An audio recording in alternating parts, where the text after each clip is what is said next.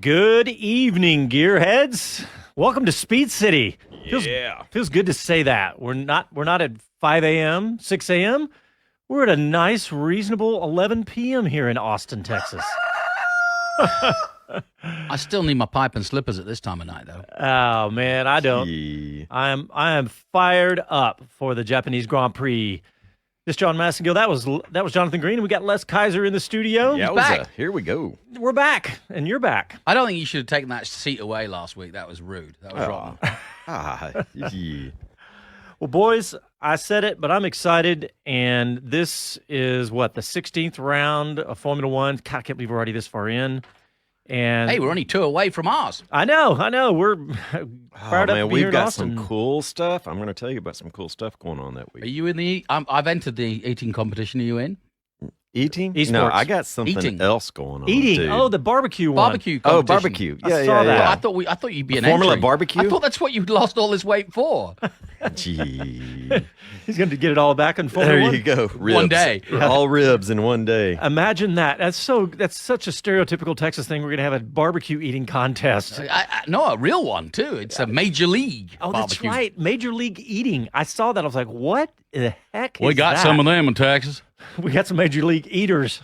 Yeah. I don't think that's something I want to brag on. All right, well, let's talk about Japan, because this is one of maybe the greatest circuit on the planet. Jonathan, you've been there many times for Formula One and other series. It is definitely one of my favorites. I actually prefer watching it on TV because you really do get a sense of the speed, because the corners are just so quick. It's the fastest circuit I know of. And the G-forces that are going through, spoon curve, Denga, the S's, it's so exciting. And it really does take, I mean, if I was to argue who should be really good here, and that's Verstappen, because it's his kind of circuit, What about watching Lando Norris on that one lap? Awesome. It was... How good is that McLaren these days? Yeah. That's one of my favorite stories this year. I heard that this course has one of the highest levels of wide open throttle, that it exceeds 70% throttle time for this course. Yeah, that's got to be... Can you imagine what that's like on a lap? Yeah. It's got to be tough on the engineers, too, thinking, let's make sure our power units last. Yeah, and speaking of that, what about Honda's power unit? Yeah, and I mean, traditionally, a lot of people were talking about it beforehand. It didn't come to fruition in qualifying, but when Honda historically have come to Suzuka, which is a track that they actually own, they've always kind of turned up the wick a bit and always had a special iteration of their engine. And we all thought that might happen today and that Verstappen might have a chance at pole, but for whatever reason, I don't think they shined as much as they've done in the past. But, hey, it's still a very reliable engine, and hey, it ain't over yet. Yeah, it's true. It's not over yet. But, man, let's talk about qualifying, because Sebastian Vettel on pole, I'm not going to say I was totally surprised, but, man, what a lap. 3.5 tenths ahead of Charles Leclerc and half a second ahead of the Mercedes. I'll tell you what might surprise you. That's his first pole since 2012. Wow. And he he was out qualified the last 4 times by Leclerc. And, of course, Ferrari just haven't been in the running for the last, I know, but it's just weird to think about since 12 for Vettel. Well, here's what I like about the way qualifying wrapped up. Is this, if the race goes anything like qualifying, championship is not going to be decided. Well, I don't mind that. Yeah. I like stretching it out. Yeah, bring it to Austin. Yeah, I'm going to stretch it out just enough to get to Austin. How about that? It's been decided here before. Yeah, several times, has. hasn't it? And Hamilton's at least twice here. So, yeah. Yeah, I'm agreeing with you, Les. I mean, mathematically it's possible. And like you just said, Jonathan, let's wait till the race. Because if Ferrari has another DNF, I suppose we'd have to have probably both Ferraris do really poorly. I haven't really looked at the math. I think it was 14 points ahead they'd have to be. So, but yeah, let's hope that does not happen today.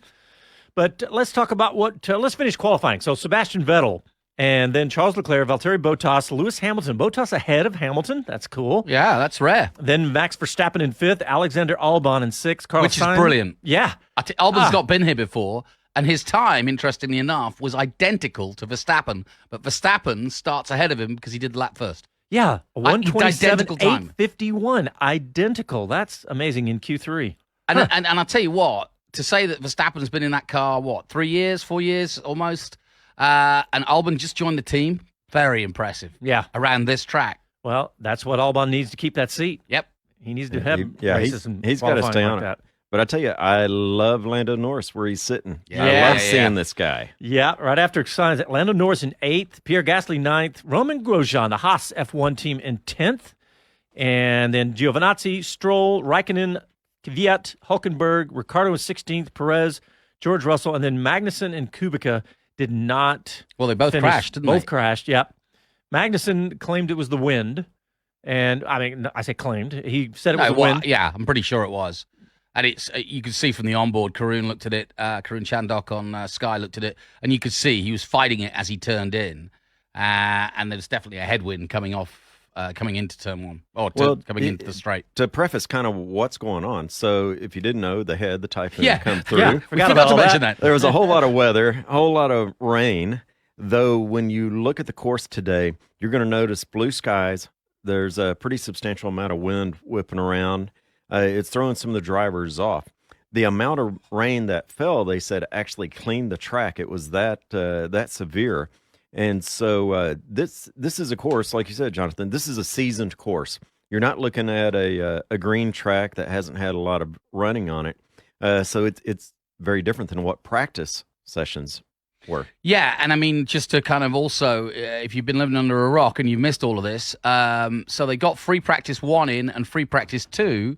They then had to drop all of Saturday because of the typhoon, which was pretty devastating. Several people died in it, and there were speeds of 130-mile-an-hour winds and a lot of rain. And so they cancelled all of Saturday, which meant that they did qualifying this morning just 3 hours ago. So the real interesting part is not so much the positions, it's how the teams will react now in that 3 hours. Deciding strategy, which is usually something they decide overnight. Also, what fuel to put in, what tires to go on, if you're not in the top 10. There's a lot of stuff, and you can make adjustments to the car, even though it's part firme. There are things that can be done. So they are scrambling now. So we're going to see, I think we're going to see there might be some things that go wrong that don't normally go wrong, and there might be some opportunities for guys maybe like Gasly, who we were talking about earlier, knows this track well. He's in the top 10. That's a really good result. For Pierre Gasly, and of course Toro Rosso as well with Honda Power. We're looking for a good result. So, well, Gasly is in interesting position because this is a track that it was stated that this is probably one of the tracks that he has the most laps on through his Red Bull career. Coming up through the junior drivers and all of these things, this is a place he spent a lot of time. Yeah, he was a Super Formula champion, remember? I mean, to be honest, that's where he kind of rose to fame a little bit. We hadn't really known how good he could possibly be until he started winning in Japan. So, yeah, yep. I mean, he's had a tough time of it. Good kid. We don't know how good yet. He was thrown into the deep end. Verstappen's teammate is a poison chalice in many ways, and so he wasn't able to cut it, and unfortunately got dropped. And that's Red Bull. That's how they work. Right or wrong, luckily he's got a second chance at Toro Rosso, just as Kvyat has got. So it's an interesting dynamic between those two. But there you go. That's I really do think, like you say, there could be some surprises. I think McLaren will go well today. I think they look good. McLaren looked fantastic in quali there. Everything was going so tight. The Swift course that, like I said, 70+% wide open throttle just makes things amazing. We saw a 180-mile-per-hour turn on this. It's unbelievable. Yeah, that corner that they take at Spoon, maybe close to 190 miles an hour. Yeah, it's nuts. I mean, just flat out through that.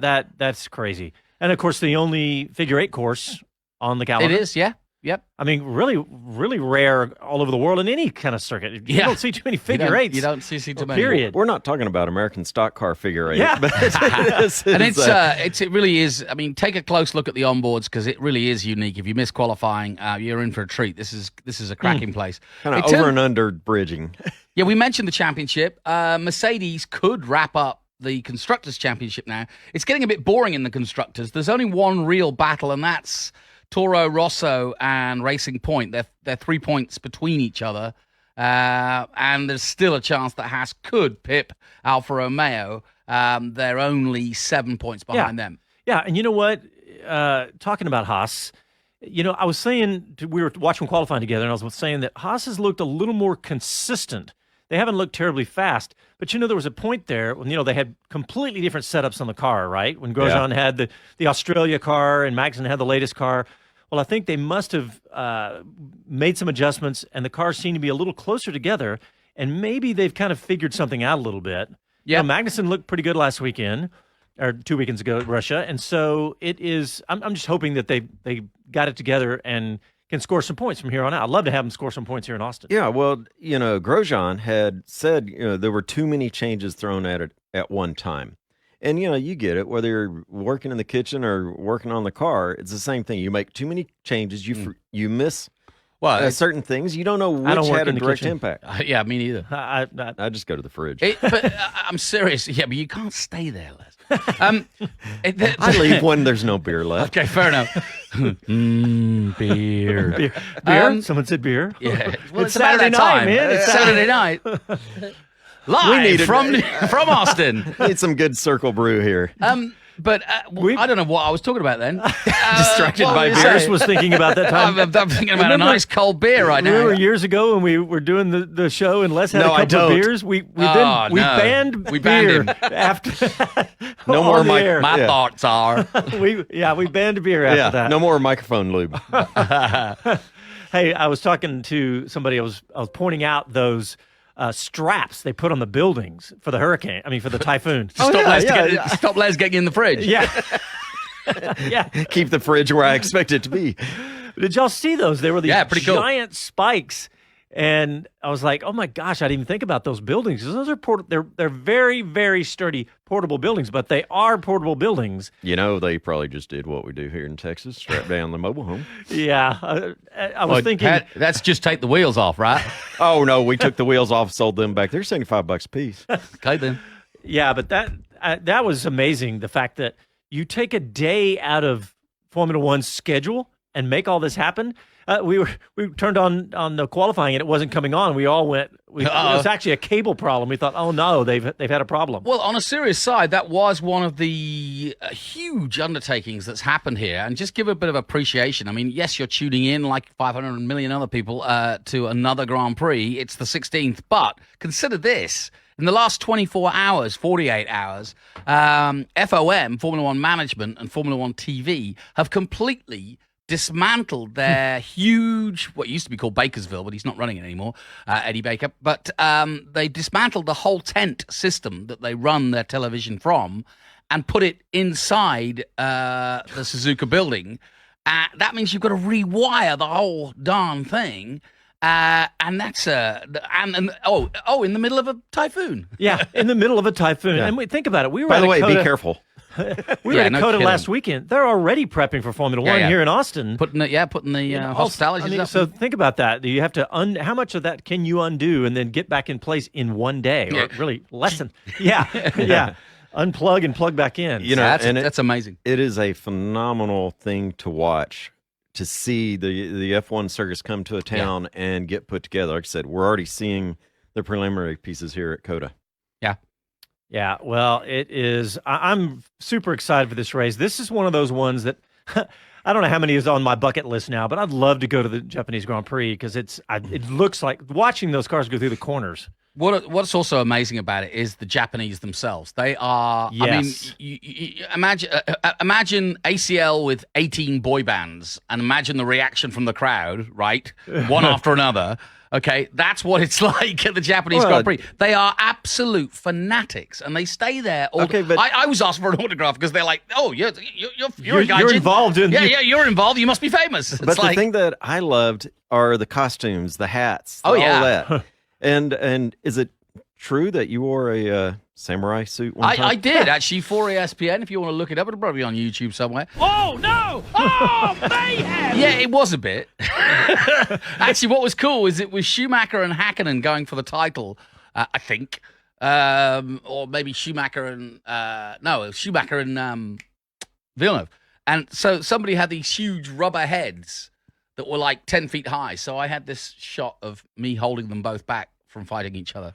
It was funny at the time, but those were the good old days. All right. Well, hey, let's go ahead and take our first break, and I do want to talk about the Japanese fans a little more because there's been some interesting stories about that. All right, you're listening to Speed City. We are in Austin, home of the United States Grand Prix, coming up in just a short period. Oh, yeah. We'll be back after these messages.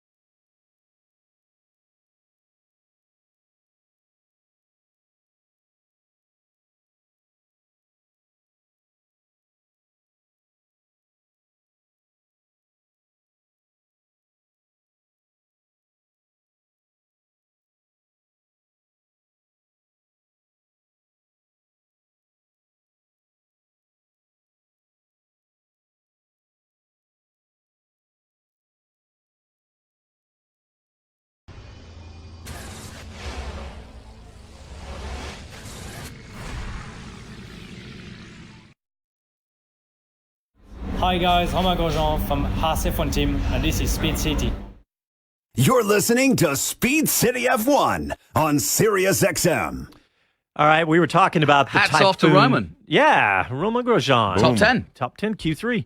We were talking about this typhoon, but you realize that we were all together, and here in Austin the last time qualifying got canceled and moved to Sunday morning. That's right. We had that epic rain. It was not a hurricane or Once in anything. 1,000 years, they call it. Yeah, but it was crazy. I remember looking out of the media center and looking at through the paddock, and you couldn't see it. You couldn't, and that's only like a 30-foot gap there. Yeah. And it was sideways rain. Do y'all remember we had somebody call in to the show while we were on the air, and they were out in the stands.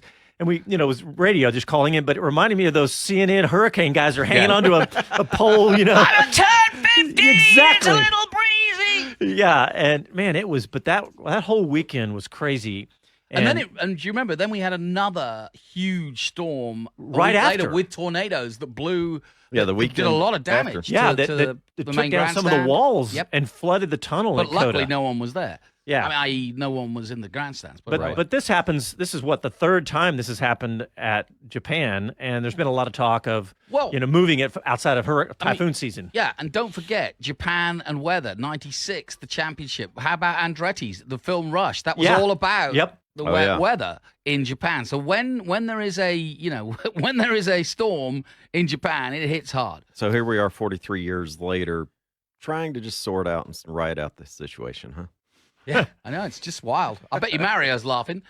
Yeah. He's shaking his head with his glass of wine. Hey, we were saying, talking about the Japanese fans a while ago, how crazy, in a good way, they are about this sport. And Jonathan, you've been there and you've seen this. I saw somebody, one of the other commentators or somebody was talking about how the fans stay after the race. You've seen this. Yeah, absolutely, and they do. And what's amazing is they're so polite as well. They're fanatics, but they're so polite. So they stand in line for autographs. They wait for the drivers. Like you say, they sit in the grandstands just watching them pack up. It's not like Tokyo's dull. There's plenty to do in Tokyo. It's not like it's in the middle of nowhere and everybody doesn't get much, much excitement. Some guy walks out of the garage just to move a tire, and they give him a round of applause. Absolutely. No, they are huge fanatic fans. The Japanese. It's amazing, actually. What doesn't... We saw that with MotoGP. The Japanese crowd that was here were totally dressed in Valentino way beyond anybody else that was dressed as Valentino. Yeah, it's interesting. The sort of ratio to Japanese love of the sport compared to Japanese success and the drivers is not... He's not correlated. Kobayashi had a podium here, actually.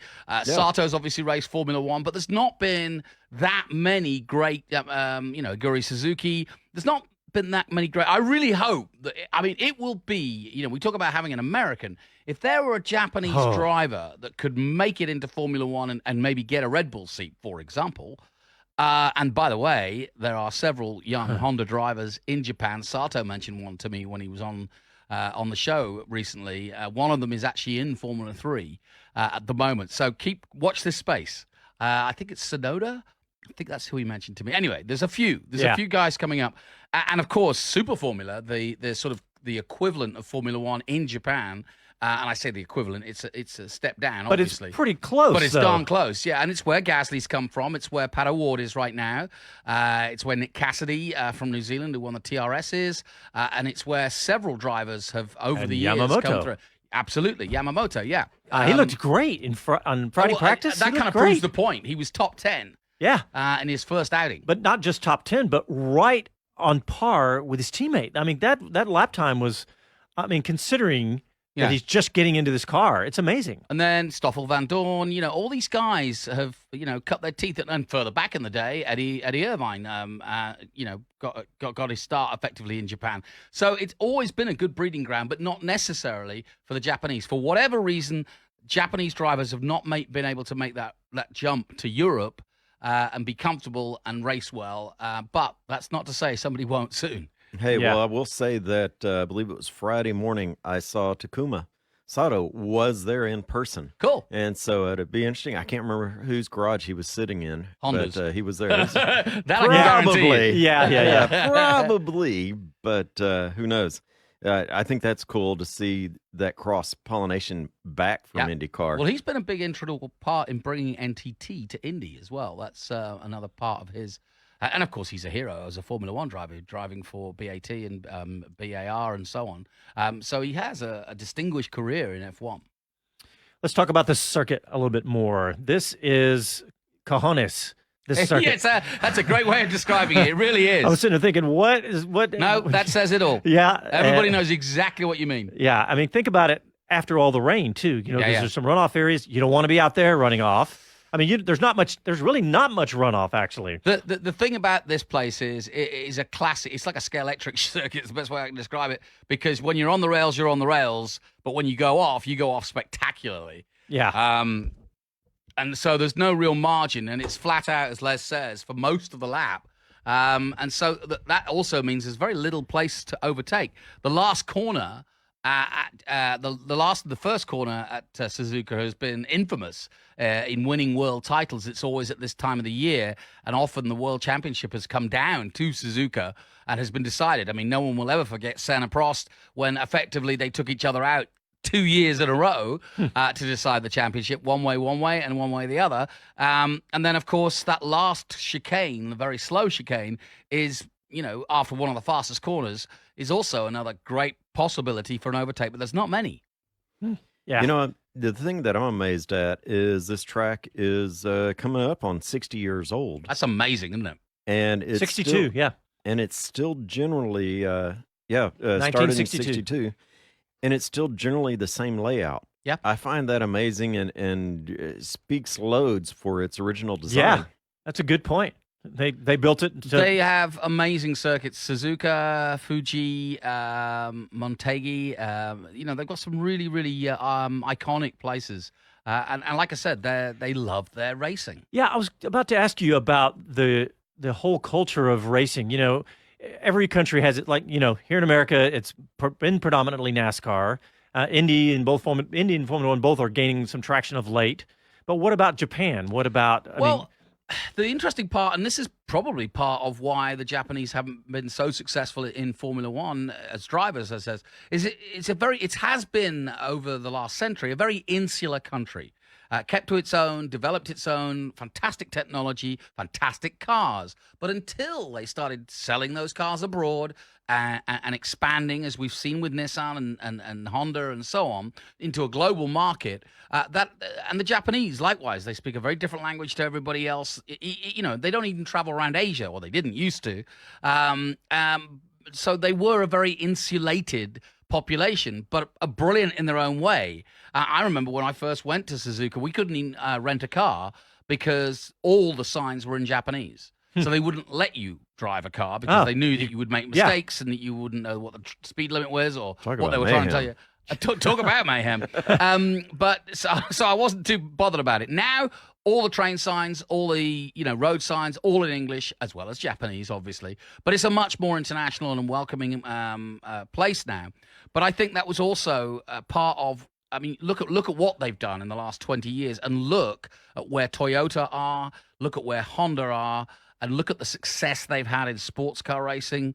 To a certain extent, Toyota, Honda, as an engine manufacturer, have been very successful in Formula One. Oh yeah. Well, and IndyCar and IndyCar, of course. Honda is actually responsible for building this track way back when. Yes, exactly right. The founder of it wanted this track.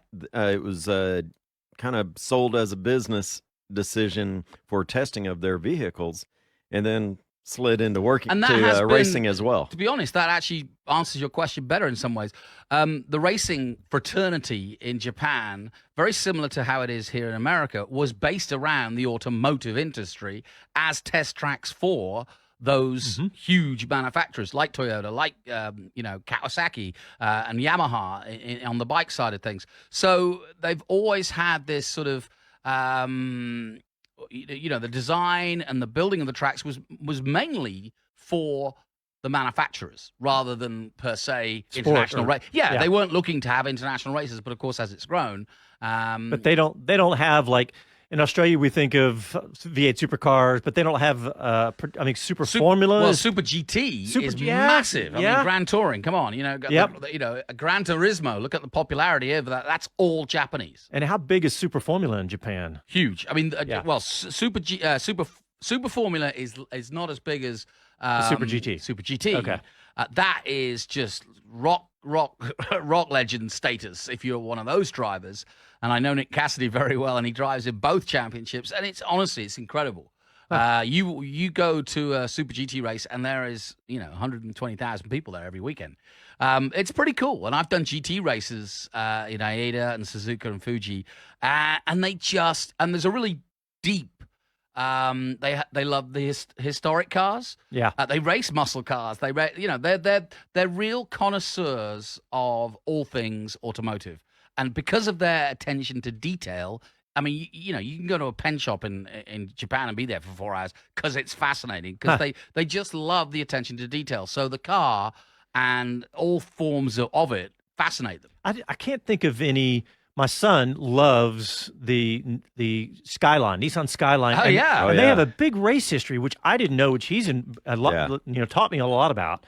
We didn't have a lot of those come to the U.S. because they were considered gray market. They were not street legal. And now the pricing. Only. We've been watching the pricing of like the R32s, which is the early 90s and stuff. They've doubled in the last 3 or 4 years. See, the other thing is, if you take yourself away from the mainstream of, let's say, Formula One and Indy, what you've got to look at in Japan is what they've done in rally and drifting. You mentioned the Skyline. Yep. Subaru, Mitsubishi. Yeah. I mean, these are mega companies in rally. Yeah. So they've got a huge heritage in racing. It's just not necessarily in some of the more mainstream stuff. And Subaru's such a great story. I swear that the WRX if totally transform that brand. I mean, because totally. Oh, I mean, now Yeah. now they're becoming a full-blown. You remember when, not that long ago, Subaru was kind of a quirky off-brand kind of thing. But hey, guys, we got to take another break. Let's go ahead and get that out of the way. Listen to Speed City live from Austin, Texas. Back after these messages.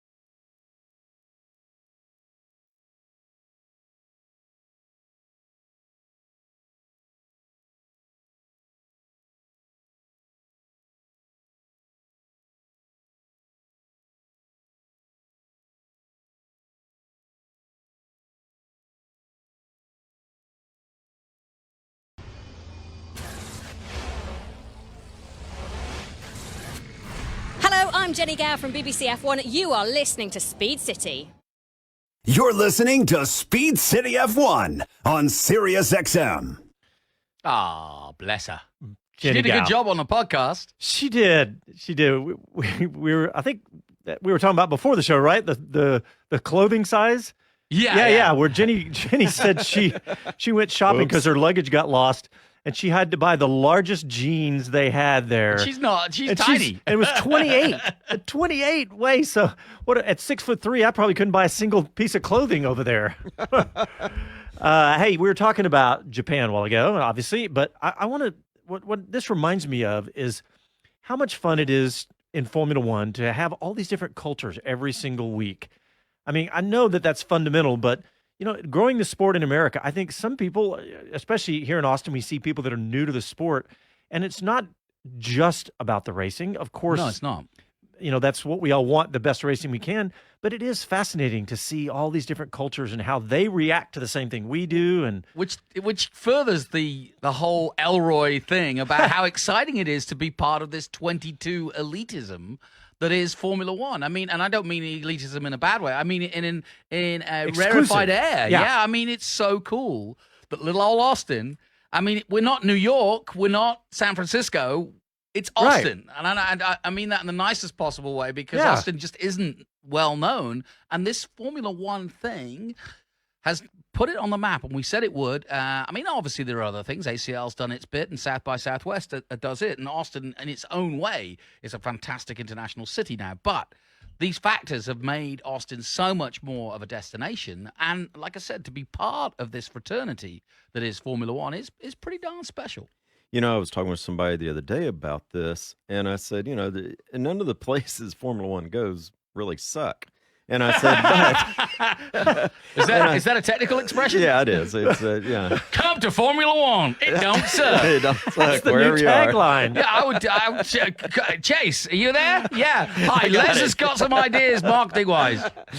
Get that boy off the radio, please. Oh, thanks, Chase. It doesn't suck. Hey, Formula One. It's fast and it doesn't suck wherever it goes. Well, I said, but That's to be good. I honest, like it. yeah, I sold. Yeah, pin it if it sells for anything.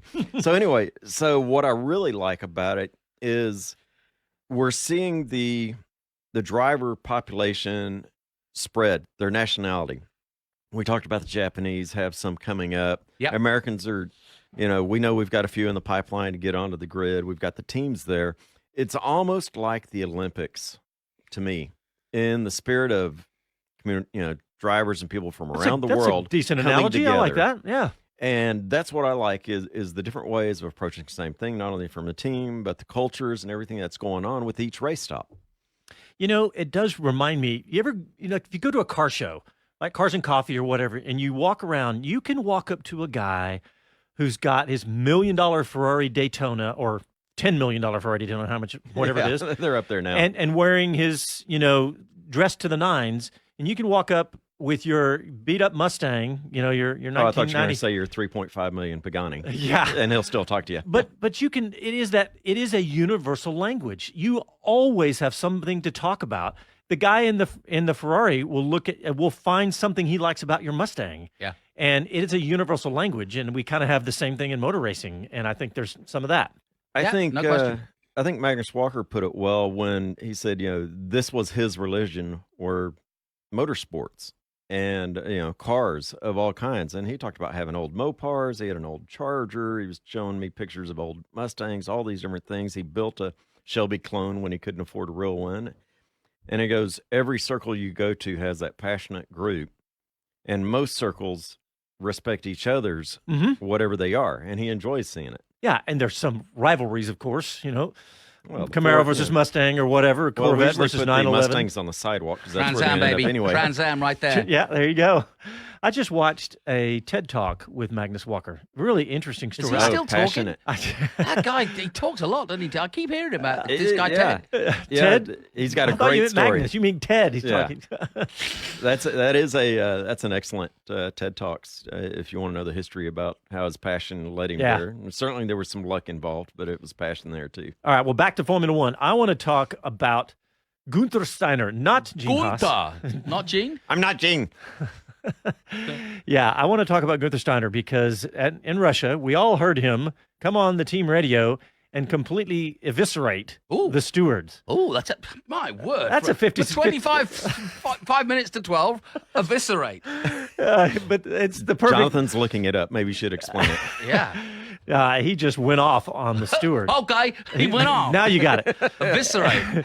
And that didn't suck. And apparently the FIA and Formula One didn't like that. Yeah, and he had to go with my buddy He Emanuele. hurt some feelings. Yeah, you know the steward, right? Yeah, Emanuele Pirro. Yeah, he was a fantastic touring car driver in his time. And Gunther, we've got a clip of most of what he said. Let's go and play that clip. Guys, this is Gunther. Thank you very much. If we wouldn't have a stupid, idiotic steward, we would be 8. Thanks a great job, guys. Fantastic, Thanks, Kevin. Great job in driving. Thank you. Yeah, thanks, buddy. What a load of bullshit. We understand that here in Texas. Yeah. We know it when we see it. And he went on. Apparently, Gunther went on to say, basically insulting the intelligence of the steward. Yeah, and that cost him 10 grand. Yep. Cost him 7,500 euros, which is like $9,000 bucks. Yeah, 8,500, 9,000. I agree with the fine, honestly. I like that Gunther. I'm Gunther. I'm not Gene. I'm Gunther. Thanks, You're never going to live that one Gunther. down. are you? I'll try to remember. I tell you what I do like about it. He's so passionate. I just Yeah. love it. He's great because he just gets involved. He's always on the pit lane wall. He does a lot of stuff with Sky, but he just wears it on his sleeve, and I just love that about him. You know what? Here's what I see in this. The American culture right now is to the extremes to be somewhat shocking. Yeah. Yeah. And I think he matches that. And I think Gene sees that. He also respects the passion that Gunther has. And so, it requires a little bit of entertainment to get attention right now, a little bit of flamboyance or overly dramatized statements. To stand and out. Gene delivers that. And Hey, Gunther delivers that. talking of Haas, let's get a talking point for people to call in on, or texters, or send a pigeon. 512-643-LIVE, 512-643-5483. Haas keeping the same 2 drivers next year. Yeah. Discuss. What do you think about it? Give us a call and tell us what you think. All right. Cal jumps in on the Facebook post saying, totally agree with Magnus Walker. Motorsport is definitely my religion. Good man. Tithe at the gas pump, please. All right. Well, let's talk some more about what to expect today. I mean, so you got 2 Ferraris out front. That's good. And yeah, I mean, we want that for the championship especially. But what do you think, Jonathan? Is this going to be a big advantage for them to be out front? Well, it depends if Ferrari have had time to discuss who goes first yes. into turn 1. Yes. But there could be a misunderstanding. Yeah, in monumental Italian terms. They've come back very friendly after Russia. It was just a misunderstanding and everybody's happy. We all love each other. Okay. Okay, the real thing to watch. So listen to him talk about the weather and what to expect from the weather atmosphere. Winds will continue to be high and sporadic. The typhoon is past, but the tail of it is still generating wind in the area. So it's going to be unpredictable. Kevin Magnussen better pay attention to this and keep this in mind because he's already used that excuse once. He can't use it again. Hey, going back to Ferrari and what they, what we're talking about, obviously, is Ferrari's lack of solid leadership, really, is the way I would describe it. Because Leclerc did an interview this weekend, and he said that the team was not completely clear about team orders. Hello. That is a fundamental leadership mistake. I mean, you have to be, if you're going to have that kind of thing discussed, you need to be crystal 100% clear. And Leclerc said they were not clear. So Leclerc clear. They're not clear. Thanks, Chuck. Clear as Clarence. Yeah, I mean, that goes to what you'd been talking about, Jonathan, is that Ferrari have made so many, leadership mistakes. It's crazy. That's been going on since before Monaco. It's been going on for years. It's been going on for 20 years and longer. But, I mean... Is it in their DNA? It is yes, actually, it is. I mean, having worked for Italians for most of my racing career, on the bike side anyway... they're lovely people, but their temperament tends to be they're very, very passionate about and emotive and emotional about things. They also, like I said, I was talking about the Japanese fans and their fanaticism. The Italians are the same. That's why you see this outpouring at the Tifosi. They get so excited. You only have to go to a soccer match in Italy to see it. And honestly, you watch the soccer team in Italy. It's one of the greatest things you could ever see. It's all dramatic, this, and everybody's kissing and hugging, and then they all get mad at each other and they lose 4-0. I mean, it's a famous sporting thing about the Italians. I love them. I'm gesticulating just as much as they do. I think they're great people, but they're not conducive. It's the flailing on the ground on the soccer. You notice the women didn't do that?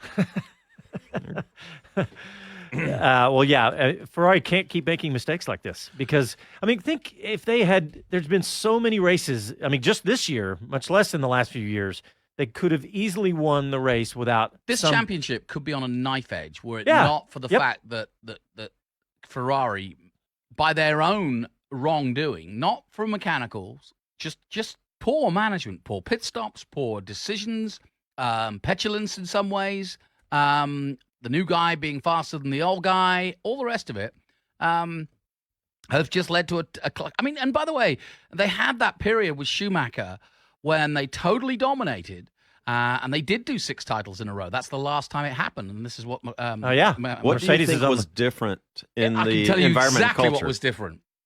It was Michael Schumacher and a team of Europeans, none of them Italian, running the team. Ross Brawn, Rory Byrne, I've forgotten the name of the third one, but basically that was it. It was the perfect team. And of course, you had, it's the Italian team and those Italian mechanics, but the decisions were made by very level-headed Germans and Brits. Do Germans not flail in soccer? No, they do not. Well, so what you're saying is take the Italian out of Ferrari and it'll succeed. Wait a minute. Hold on. Hang on a minute. Yeah, careful how you just said that in a whole lot more words. That certainly was a lot of words. I plead the fifth. Well, look, I think that we all wish that they weren't in this position because they've obviously got a great car now. They've fixed the front end of the car. They've had a fast car all year long, straight line speeds and fast. Yeah. And here we are with Mercedes on the cusp of about to win the championship. But I don't know. Maybe you're right, Jonathan. Maybe a change or two at the top, and I mean, look, every I culture. like Benotti. Look, let's face it. I like Every him. culture. I think he's good. I think what you're saying is every culture has strengths and weaknesses, right? Yeah. Every culture does I mean, that. my own culture, the Britons, failed to win at the final post because they're too damn modest and too damn, they're not aggressive enough. Not every culture can be Texas and perfect. And Well, and we're not changing. let's see if we're gonna see if we can start offending people left and right here. All right. Can we start with Oklahoma? On that note, let's go ahead and take our too soon? Wah, See what I did there? wah, wah. All right, let's take our last break before the race. You listen to Speed City. We are in Austin, Texas, home of the United States Grand Prix in about 3 weeks. Back after these messages.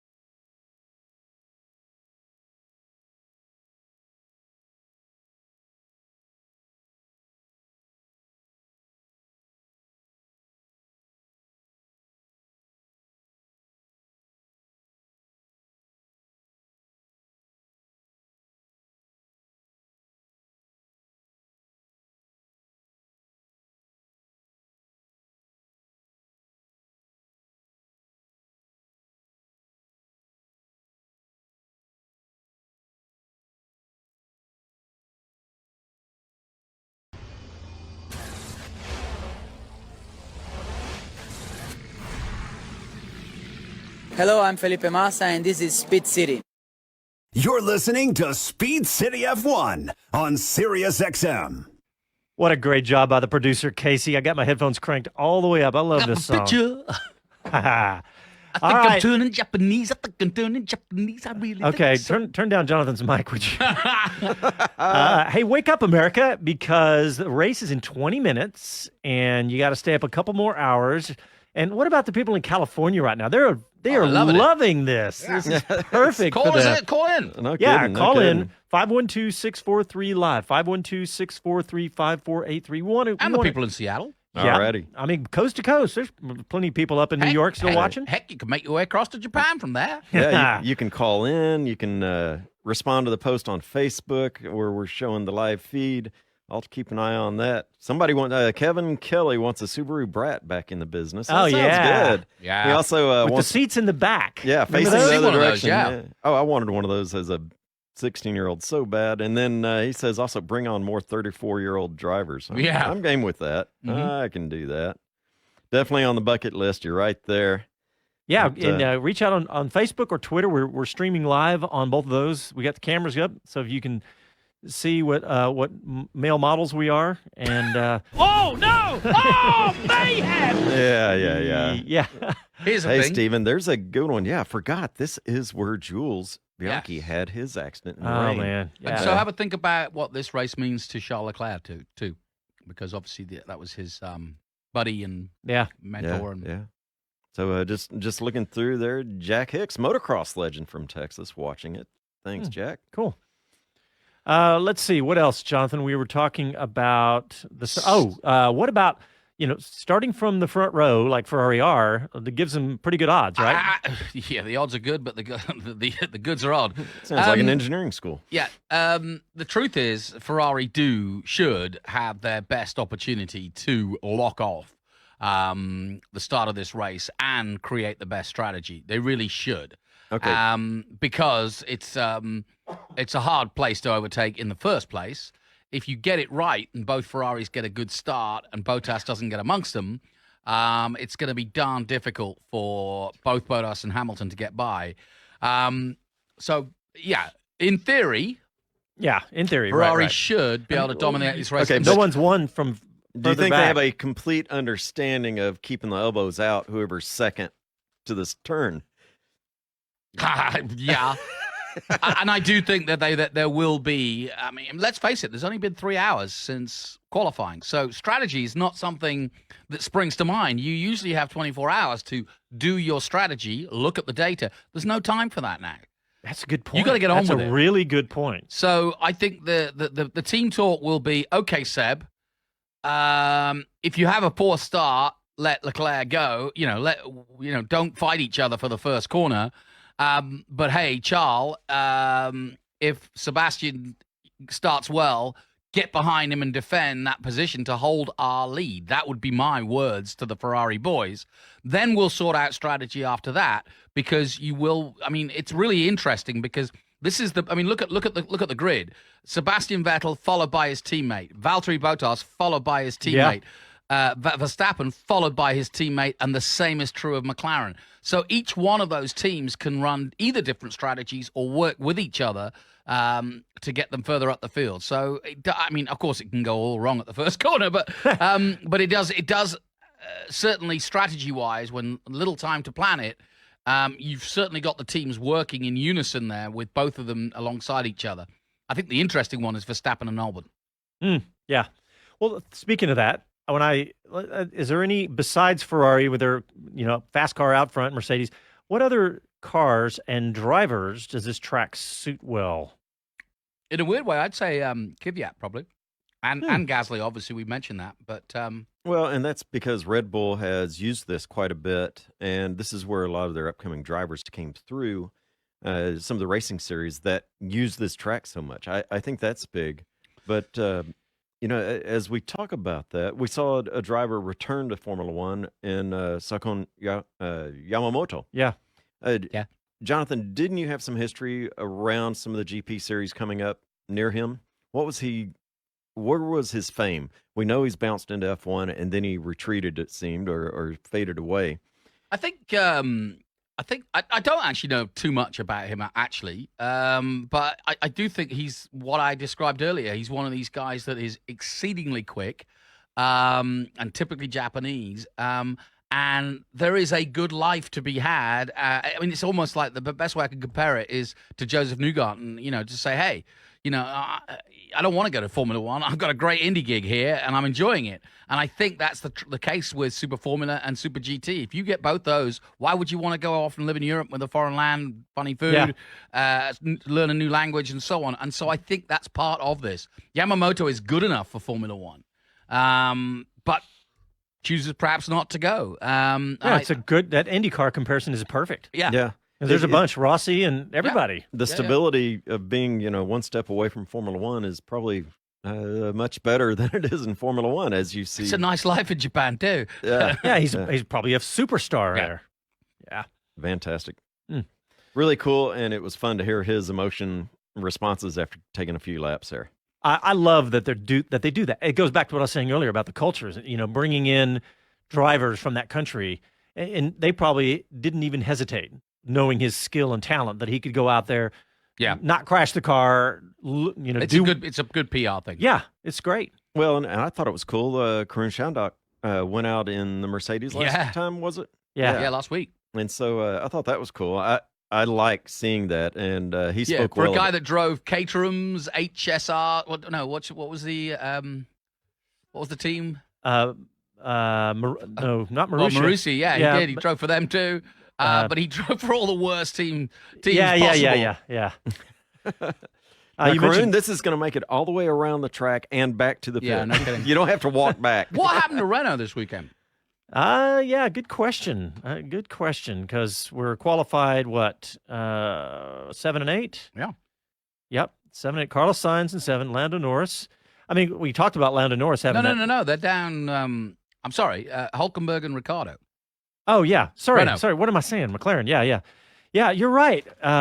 They definitely had a 15th problem. and 60. What happened to Ricardo? I mean, Ricardo made went a out- mistake on his. Is that what it was? Well, on his first sector in his final lap was a bad one, and I don't know. They just don't seem to be there, do they? Yeah. I mean, 3 seconds. Yeah, that's massive. They've been a little inconsistent this year, and they've had some issues. And I mean, first thing that comes to mind when I see that, I think, hey, that gives opportunity for Haas to get some points out of these last few races in the season. True. Paul just commented on Facebook. Ferrari's resurgence has made the second half very interesting. He's right. One of the things I heard brought up is Ferrari's improvement was actually more based on some fuel changes that they've changed the recipe of their fuel. I find that interesting that it is Still played, Shell though, right? Yeah, I'm sure it is. But I find that interesting that is what some of the groups were contributing their improvement to, because they haven't made substantial differences to the vehicle and Will itself. Buxton was also saying in his pit pass that they put some pieces of the 220 car ahead of schedule onto the Ferrari as well, which is obviously paying dividends. But that's interesting. Yeah. Whatever reason, they've got it right. Hey, speaking of 220, 2020, we are going to see some tire testing going on here at the USGP in Austin, I believe, on Friday. Oh, yeah. Yep. And so it'll be interesting.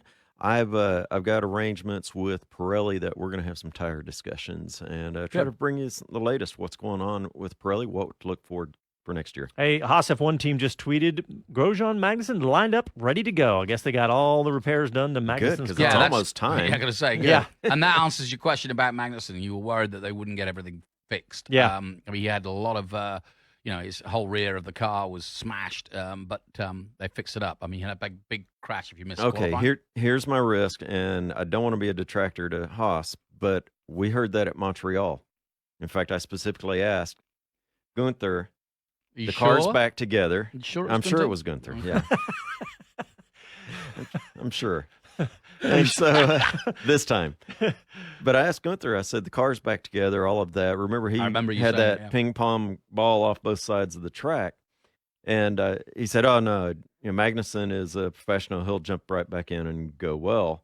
Well, he didn't. Yeah. And through the race, Magnussen started talking about things that weren't right in the car and everything. And Gunther, in his own way, without saying so, said, shut up and drive the car you've got. And Yeah. and he went on. I have that concern again right now. Here's a little stat fact for you. Nobody has won from the second row of the grid at Suzuka, and that's where both the Mercedes are. And as for Hamilton personally, he hasn't won from fourth on the grid since the 2009 Hungarian Grand Prix. Wow. Okay.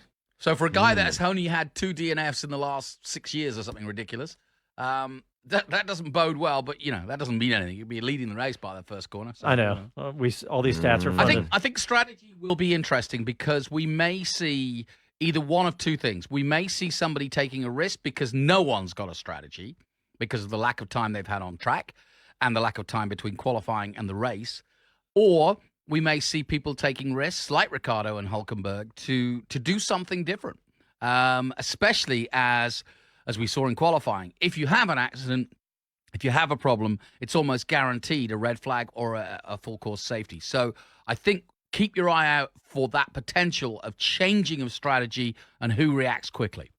Yep, I like that. We got 10 minutes, boys, till the start of the race. Hey, I was thinking about Gunther a while ago. We played that little clip. Or were you thinking about Or was it Gene? We were talking about Gunther, and I was thinking about this incident that he had on the radio. I said, I cannot wait till the Netflix for next year comes out. That is going to... I think his wife's banned him from being on it. Yeah.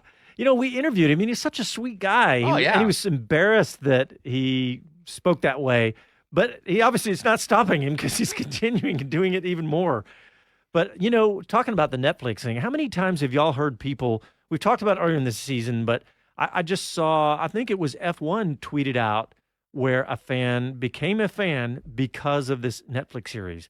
I think it may be the very best thing that Liberty has done is this Netflix series because it's huge. It's a very risky thing to do too because Formula One has always been a very closed shop, even to the journalists working in Formula One. It's a big espionage game. Quite rightly so. I mean, it's like NASA and their rockets. They don't just walk in the door and say, "Hey, that's a nice technology." Yeah, good. So it's not easy to do something like this. A very expose kind of documentary fly on the wall thing. But they've done it so well. Well, and it really has taught everybody really interesting the human side of it. There's a mass. It's it's like any sport. It's great when it's all technology and bells and whistles and fuel and pistons. It's all human being. Yeah. One of the things I was speaking to somebody about is they enjoyed seeing a lot more than what was said on TV and what you saw publicly in other forums. The relationship between Christian and Renault was quite interesting. Yeah, that was. And there were things that were said, and then all kinds of things that weren't public otherwise, and that it really kind of helped understand more of what was going on and the logic, the thought process behind it. Yep. And also the pressure that these drivers are under. I think you get a much better sense. Just as you saw with the NFL, Hard Knocks and so on.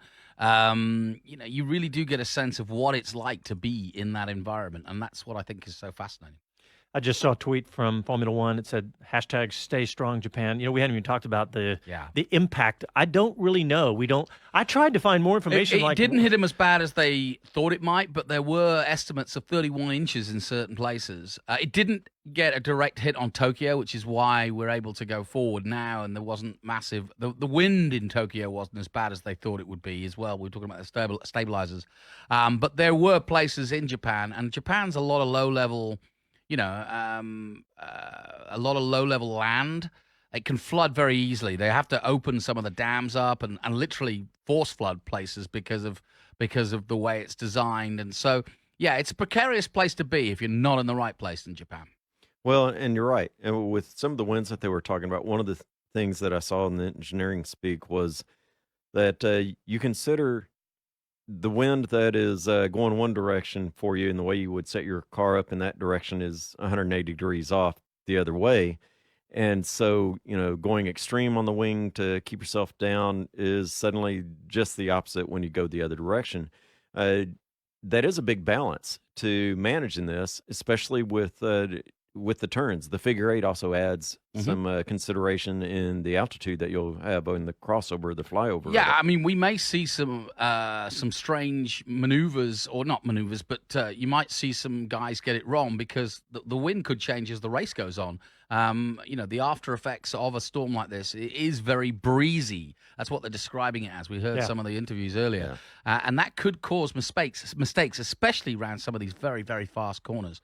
But I'll tell you which way the wind's blowing because I'll look at the girls' dresses. Okay, yeah. Well, watch for the wing adjustments going on. They're saying the wind is 23 kilometers an hour, so that's about 15 miles an hour.